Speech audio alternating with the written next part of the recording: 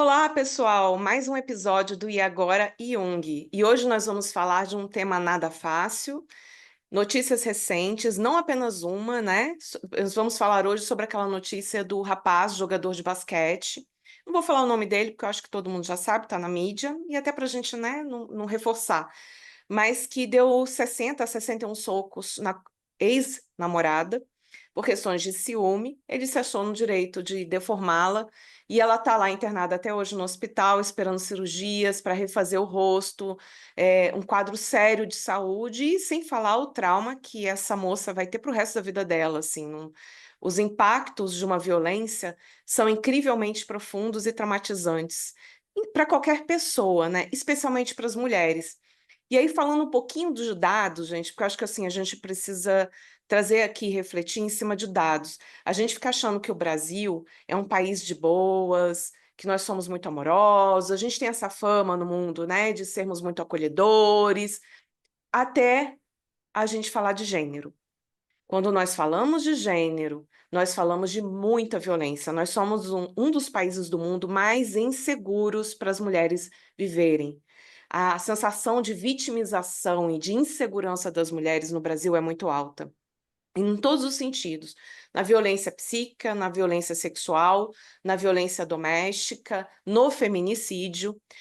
O relatório de segurança pública, né, o Boletim de Segurança Pública de 2023, registrou mais de 4.000 mulheres mortas, nesse caso do companheiro assassinando a companheira de feminicídio, ou a ex-companheira, né, um dado de feminicídio. Calculando isso por ano, gente, são 4 mulheres mortas por dia no Brasil. Então, assim, isso é um dado muito alarmante. Isso que a gente está falando de feminicídio é a morte.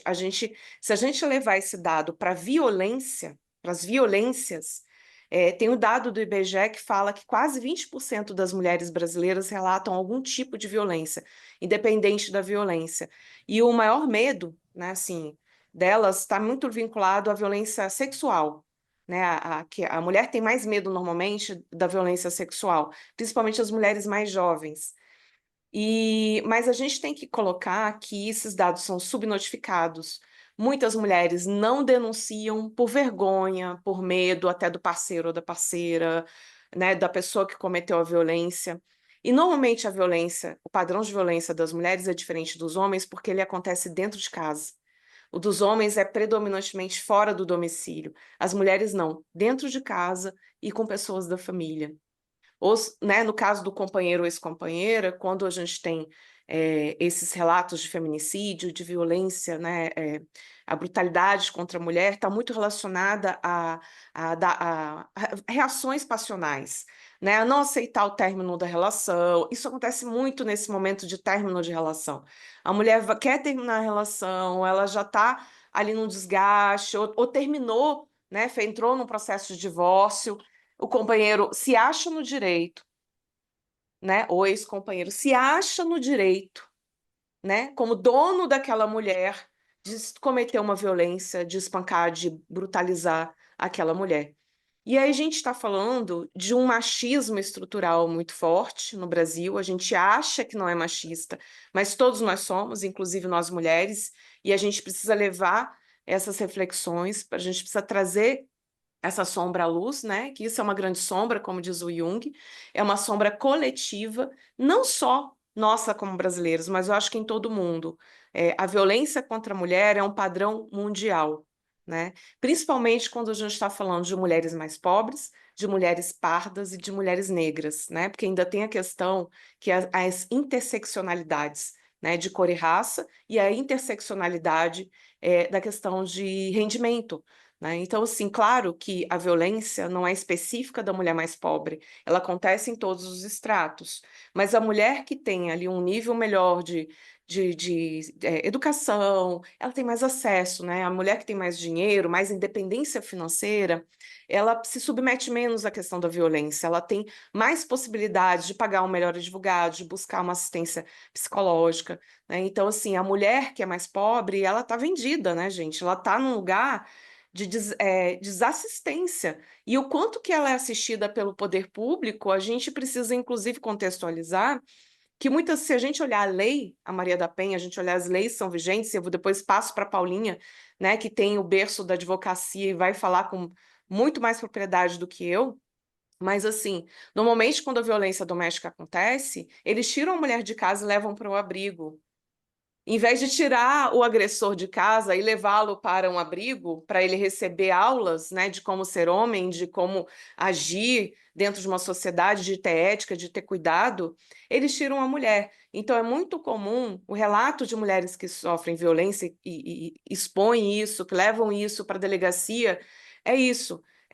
Então, está do lado de quem, né? A justiça, a segurança pública, está do lado de quem, afinal de contas? Então, eu acho que muita coisa ainda precisa ser melhorada. A gente está muito longe, no meu ponto de vista, né, gente, de tratar essa questão com a seriedade que merece, sabe? Eu acho que a gente precisa aprofundar discussões, movimentos de mulheres, de homens, trazer os homens como parceiros também nessa discussão, porque a gente não vai resolver esse problema só as mulheres.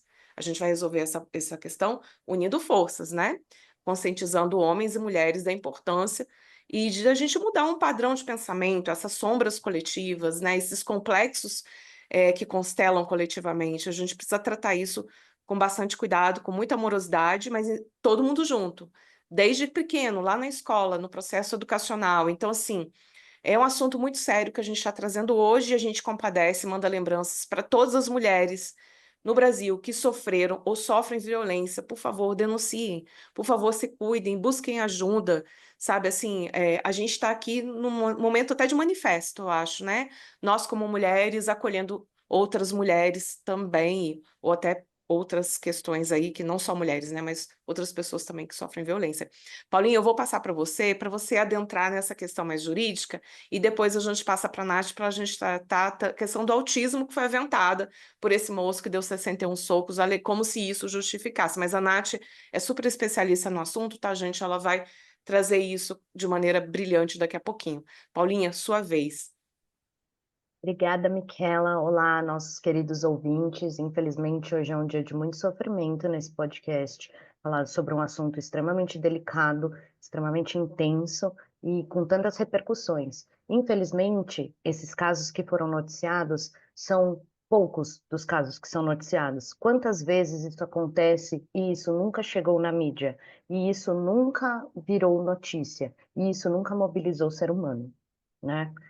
Mas, enfim, não vou problematizar aqui as questões de como isso apareceu, mas o fato é, uma vez que isso vira notícia e uma vez que isso vira pauta, a gente precisa problematizar essas questões. Eu queria trazer aqui para vocês as diferenças, né, do que é a Lei Maria da Penha, porque ela surgiu, por que tem esse nome, quando veio o feminicídio, por que ele virou uma tipificação autônoma, enfim. A Lei Maria da Penha, então, surgiu em 2006, em homenagem a Maria da Penha, que sofreu violência doméstica. Então, essa lei começou com todo esse movimento de conscientização da violência doméstica. O feminicídio foi incluído no Código Penal no ano de 2015 como um crime especificamente contra a mulher. Antes disso, ele era apenas um homicídio. Quando eu digo apenas, gente, eu quero dizer que ele entrava dentro de um universo de crimes que podem ser cometidos por qualquer pessoa e por qualquer motivo. Então, uma pessoa na sociedade poderia entrar num lugar e cometer um crime por uma razão que a gente chama de torpe, que seria por dinheiro, por exemplo, ou por um roubo, ou por alguma outra coisa. A partir do ano de 2015, a gente enxerga que o feminicídio é um crime cometido contra a mulher com a intenção de matar e que de fato chegou à sua consumação. Então, existe a violência e existe o assassinato. São coisas distintas para o Código Penal. Agora, em 2024, 25, peraí, deixa eu trazer essa informação certinha. Em outubro de 2024, foi sancionada uma lei para tornar o feminicídio uma pena mais agravada. Então, ele passa a ser um crime que pode ser pena prisional de 20 a 40 anos e ele pode ter agravantes. Então, quando a gente fala em penalidades no direito penal, a gente fala de um cálculo de pena que a gente faz baseado no nível de gravidade de cada um dos crimes. Então, se foi usado arma de fogo, se foi dentro de um contexto de violência doméstica ou se existiram outros agravantes, essa pena pode ser acrescida de até um terço. Isso visa combater esses crimes contra a mulher. Infelizmente, como a Michela trouxe, os dados são extremamente alarmantes, extremamente assustadores, e quando a gente vê isso, eu queria trazer um pouco essa questão, o que que é ciúme, né? Então, assim, o que que é ciúme para o direito versus o que que é ciúme na vida humana, o que que é ciúme na psicologia, para a gente trazer isso para o E Agora Jung, né? Afinal de contas, o Jung participa dos debates jurídicos aqui também, sempre. Então, assim, quando a gente pensa em ciúme como uma justificativa para cometer um crime, então eu posso justificar que eu queria alguma coisa, eu não tenho dinheiro, logo eu posso roubar. Então eu posso justificar que porque eu não gosto do meu chefe, eu posso bater nele, porque é esse nível de distorção emocional que a gente tem quando a gente justifica alguma coisa. Mas eu fui traído, você e mais um monte de pessoas. Então, e daí? Por que que você se sente no direito de se apropriar do corpo alheio? Em primeiro lugar, que seja esse corpo negro, branco, mulher, homem, trans ou o que quer que seja, a gente não pode se apropriar de um outro corpo. Em primeiro lugar, porque isso é ilegal. Em segundo lugar, porque isso é imoral. Em terceiro lugar, porque, pelo amor de Deus, né? Não tem o menor cabimento a gente justificar um desequilíbrio emocional a partir de uma resposta violenta, né? Em todas as esferas. A Michela até falou da gente gerar isso, uma conscientização na escola, e sim, eu acho que isso começa ali, né? Começa quando uma criança fica brava porque a outra pegou o brinquedo e bate nela. Cadê essas pessoas, né? Esses responsáveis, seja no ambiente escolar, seja no ambiente de casa, para ensinar para essa criança que existe um limite, que eu não violo o corpo alheio, que isso não é possível em nenhuma circunstância, em nenhuma razão. Uma agressão é um limite que nunca deveria ser ultrapassado. Ainda mais quando a gente fala de uma pessoa que se apropria de um transtorno mental para justificar o cometimento de um crime. Vamos lá. Transtorno mental não justifica crime, nunca, em nenhuma circunstância, ainda que seja portador do transtorno, o que nesse caso nós vamos problematizar agora com a Nath, porque autismo não promove violência física, nunca, em nenhuma circunstância. Mas eu vou passar para a Nath, que ela com certeza vai falar melhor do que eu sobre isso. Sim, mas você é maravilhosa. Você esclareceu para a gente, eu acho importante a gente saber tanto os dados estatísticos que a Michela trouxe, porque, gente, ai, porque acontece. E no nosso imaginário, até porque é difícil olhar para esse tipo de sombra, ah, mas acontece de vez em quando, lá naquele lugar de pessoas ignorantes, porque as pessoas ignorantes fazem isso. Não, gente, isso acontece em todos os lugares. É óbvio, como a Michela disse, acontece muito mais.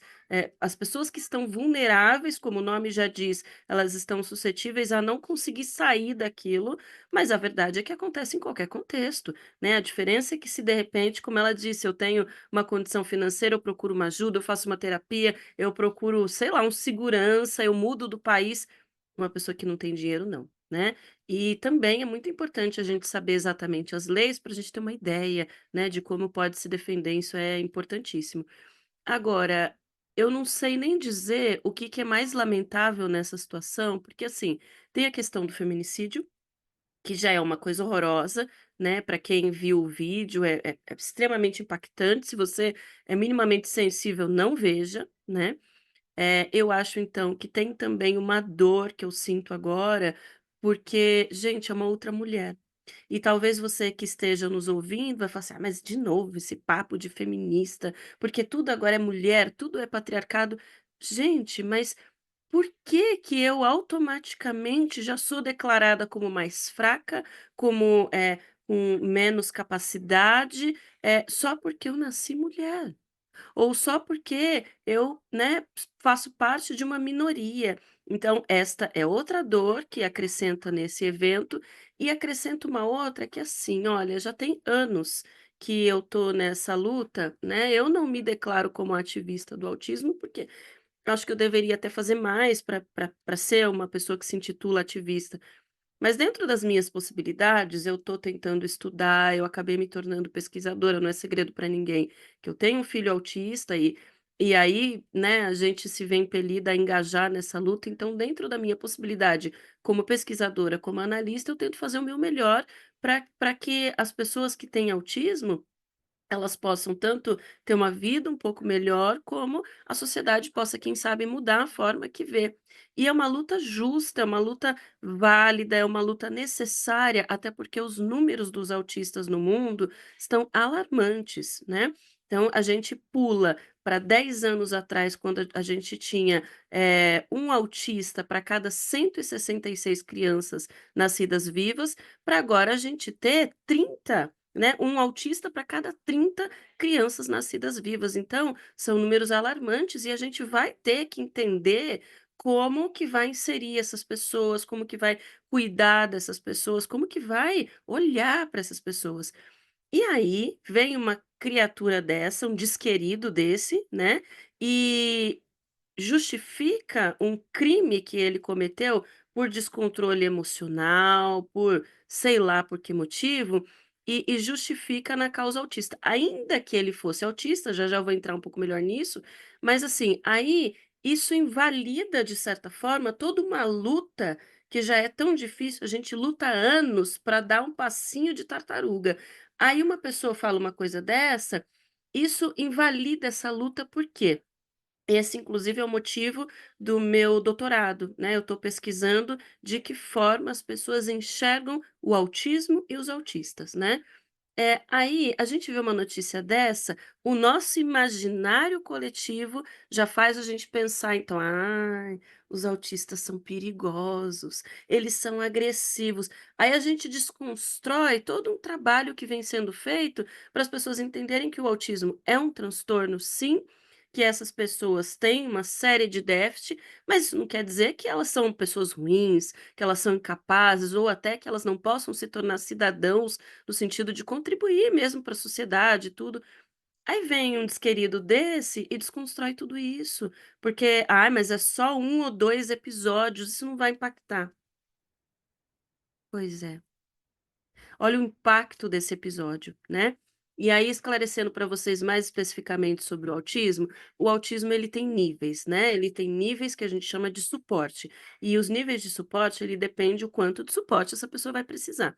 E uma pessoa que está no espectro, claro que o espectro ele tem infinitas possibilidades, mas a gente delimitou para ficar um pouco mais fácil o entendimento, né. Então, existem pessoas que vão ter o nível 3 de suporte, muitas vezes vão estar inseridas em outros transtornos, em outras síndromes variadas, e vamos imaginar um pior dos cenários, então o indivíduo é nível 3 de suporte, ele é não verbal, ele também tem um retardo mental, porque o autismo não tem necessariamente isso, sei lá, ele acumula outras coisas. Resumindo, ele não tem muito uma consciência, vamos imaginar que ele está totalmente fora da realidade por questões outras. Mesmo assim, ele não é um sujeito agressivo. O máximo que vai acontecer é ele ter alguns episódios, gente, eu estou falando português claro para ficar simples para todo mundo, né. O máximo que vai acontecer é que o autista, independente do nível, ele tem um cérebro muito sobrecarregado, ele não faz poda neural, entende? Então, ele sempre está muito sensível a tudo que acontece. Por isso que os autistas, por exemplo, se desregulam quando tem um barulho alto. E o que que é desregular? Dá uma sobrecarga na parte neurológica e ele como se ele fica, ele fica paralisado, ele fica como um computador que esquentou. E nesse momento ele precisa então aprender, né, com as terapias, com a família, seja como for ou por ele mesmo, a se regular. Então nesse momento ele vai se recolher, nesse momento ele vai apresentar uma confusão mental, nesse momento ele pode ficar um pouco agressivo, mas geralmente são autolesivos. Entende? Do tipo assim: "Olha, eu não sei o que fazer. Ai meu Deus", e ele bate aqui. E aí, o que que as pessoas fazem, né? Porque tem uma questão, sempre o autista vai se regular fortalecendo o eixo ego-self, falando aqui na nossa linha junguiana. O que que isso quer dizer para quem não entende o que que eu estou falando? Nós temos o nosso mundo psíquico e nós temos o corpo, né? E esse eixo é a comunicação entre o mundo psíquico e o corpo. Aí, o meu cérebro sobrecarregou. Ou talvez a minha psique sobrecarregou. Eu preciso vir para o corpo. E aí, então, o que que ele faz? Movimentos repetitivos, aí tem vários, né? Tem gente que faz assim, tem gente que faz assim, tem gente que faz assim, movimentos repetitivos com o corpo para restabelecer um ritmo. Só que a gente olha para isso e fala: "Não, vai fazer isso, vão pensar que meu filho é retardado, vai fazer isso, é esquisito, as pessoas vão julgar". Olha, que se dane que a pessoa vai julgar, né. Então, por exemplo, o meu filho, ele balança a mão. Aí, o que que a gente faz? A gente vai lá e: "Para de balançar a mão". Nessa hora, ele está desesperado para voltar a um ritmo normal, para organizar a cabeça dele. É, e aí a gente, vamos supor, tenta fazer a contenção, ou às vezes a desregulação foi muito grande, ele vai se autolesionar, no máximo. Se você tenta segurar, ele vai se debater, no máximo, tá.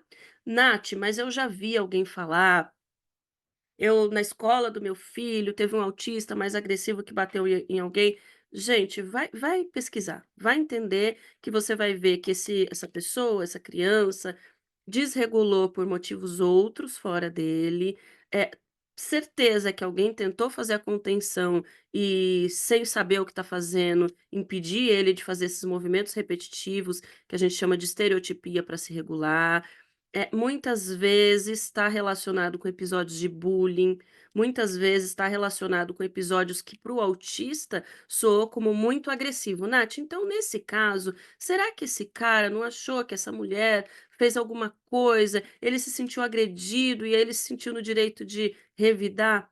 Então, veja bem, uma coisa é eu nitidamente estar descontrolado, né, por qualquer motivo que seja, no caso aí é por um autismo ou por uma desregulação, por um estímulo, exterior, né, e eu me debater, e eu te empurrar, e eu falar: "Sai, me deixa aqui quieto", ou até de repente eu, sei lá, dar um tapa na sua cara, mas naquele episódio de uma luta, né, corporal, é porque aí a pessoa perde a paciência, acha que o autista está fazendo isso por maldade ou sei lá o quê. Isso é uma coisa. Outra coisa é eu deliberadamente dar 60 socos.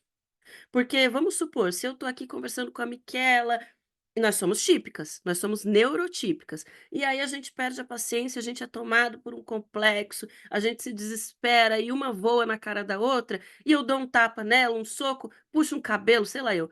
Na hora, qual que é o dito normal? Eu odeio essa palavra, mas acho que aqui vai caber. A gente se assusta com a nossa própria reação.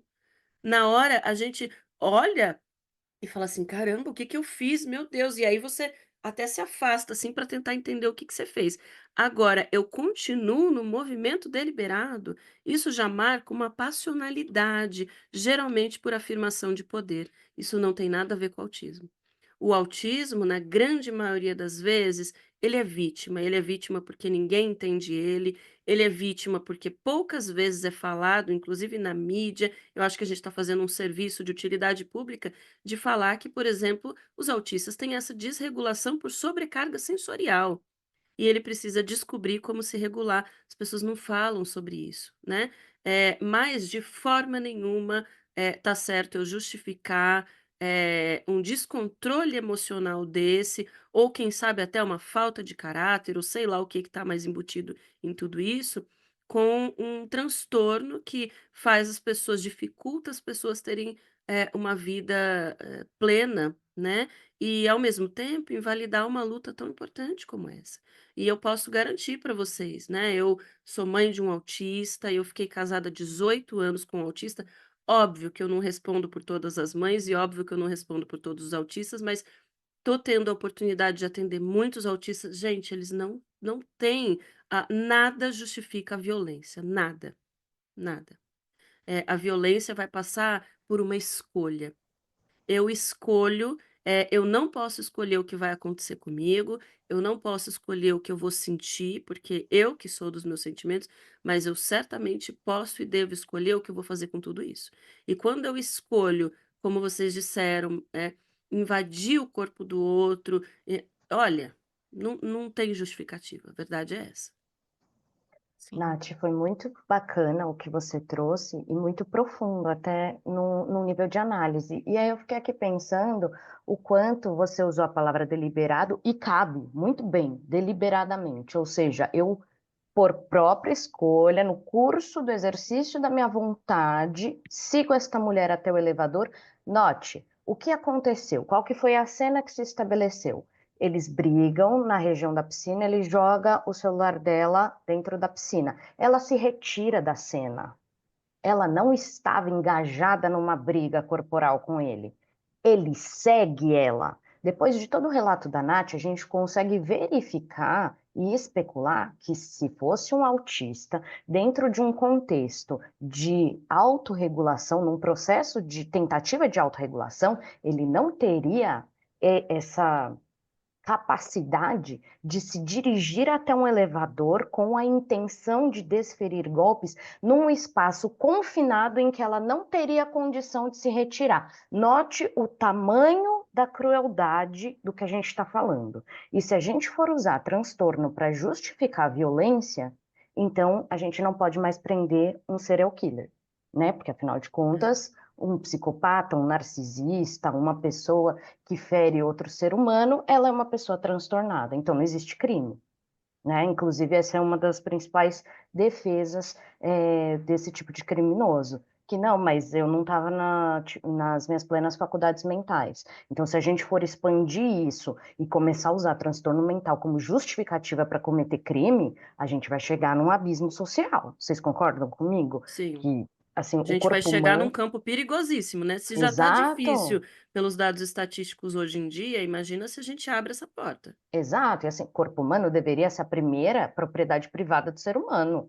Não é discutível. Se na lei brasileira eu não posso cometer suicídio porque é crime, eu mesma, eu própria, não tenho autonomia de dispor do meu próprio corpo. Por que cargas d'água outra pessoa poderia fazer isso? Sim. Nossa, gente, muito profundo que a gente está trazendo aqui hoje, sabe? Muito educativo, foi igual a Nath falou, a gente está fazendo um bem social aqui de trazer essa educação. E aí eu acho que a gente tem que reforçar isso. Precisa ser trabalhado desde pequenininho, nas escolas, a questão do respeito ao corpo, respeito ao outro, porque acho que é uma questão de educação mesmo, né? De ética, de moralidade, de você saber o limite. E tem uma diferença física entre os homens e as mulheres. A gente fala assim, homens e mulheres são iguais? São, em competência, em muitas coisas. Nós somos, né? Mas nós somos diferentes, por outro lado, são corpos diferentes, com forças diferentes.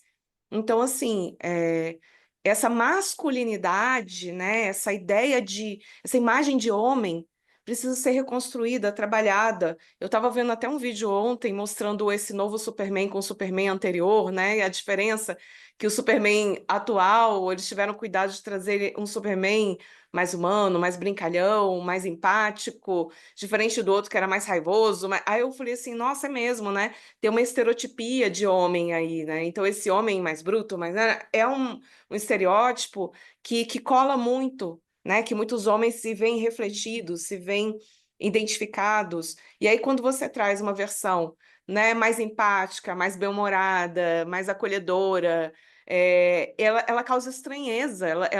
Olha que coisa estranha, né, gente? Isso é Sim. bizarro.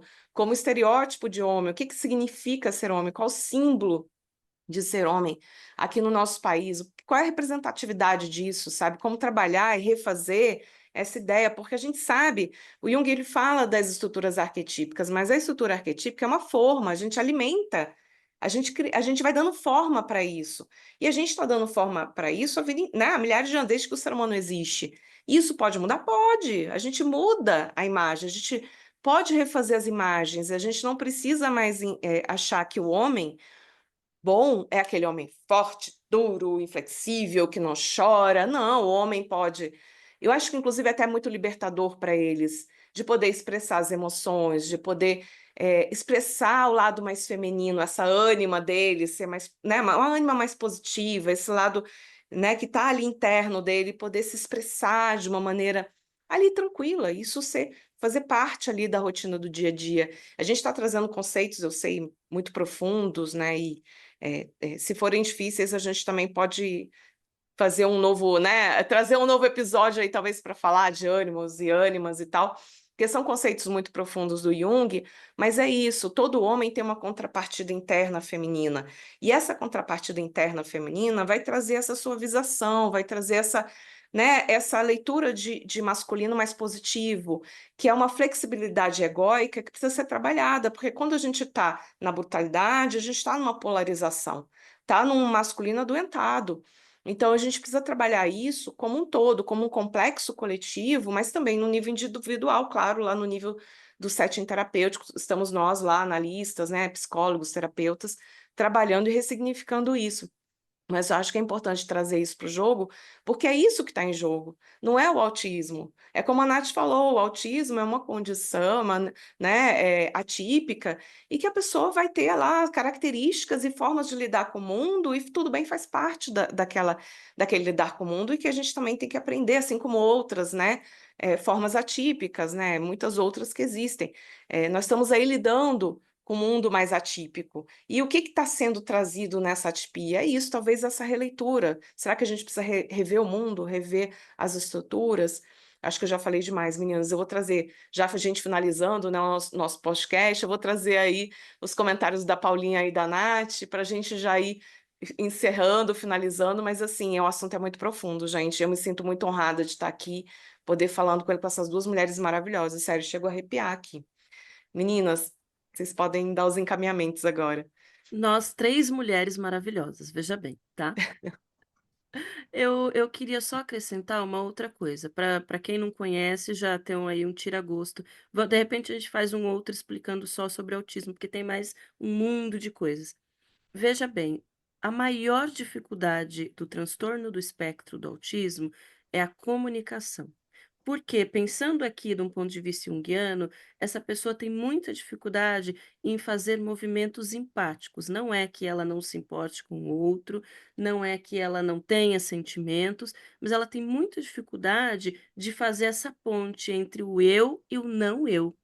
Então, qualquer movimento, que desregule, qualquer pensamento, tudo que vai acontecer, primeiro ela vai ter que se fechar no mundo interno dela e depois ela vai descobrir um jeito, ou não, de levar isso para o outro. Então, se esse autista ficou nervoso, se exacerbou uma raiva, se exacerbou um amor, um bem-querer, seja o que for, o movimento sempre vai ser: eu fico quietinha, eu fico aqui num canto parada, eu fico aqui em posição fetal. Nunca vai ser eu vou interagir com o outro e, por exemplo, falar que eu não estou bem. Primeiro, ele ou ela vai elaborar sozinho aqui dentro, depois ela vai conseguir falar com alguém. Então, num momento de exacerbação, num momento de uma perda de controle, num momento que a gente é tomado por uma raiva, por uma vontade de bater, de fazer alguma coisa, ele nunca vai para o outro. Ele primeiro vai resolver o vendaval que está aqui dentro. Porque ele tem dificuldade de ir para o outro. Então, na hora que eu estou bagunçada, eu não vou conseguir pensar como que eu vou transmitir. Não é que nem o nós típicos que a gente exacerbou. Então, eu estou com raiva agora porque pisaram no meu pé na rua. Oh, o que que é isso? Eu já projeto para fora. Ele não consegue. Para ele, sempre é um trabalho, mesmo que está tudo bem, condições normais, ele tem que se esforçar para conseguir levar isso para o outro. Porque a maior dificuldade deles é a comunicação, é levar para o outro, é entender como é que ele vai levar as coisas do mundo interno. Então lembra que a gente sempre vulgarmente fala assim: "Ah, o autista, ele está preso no mundo dele". É isso. Ele tem um trabalho para sair dessa prisão do mundo dele. Então no momento que ele já não está bem, ele não tem como. De novo: "Nath, mas eu vejo muitos autistas que batem, tem uma criança na escola do meu filho". Posso te garantir que na hora que ele está tentando reorganizar o mundo interno, alguém se meteu nesse processo. Então, a gente tem que trabalhar muito no sentido de entender esse processo de uma pessoa com autismo, para a gente não fazer isso invadir.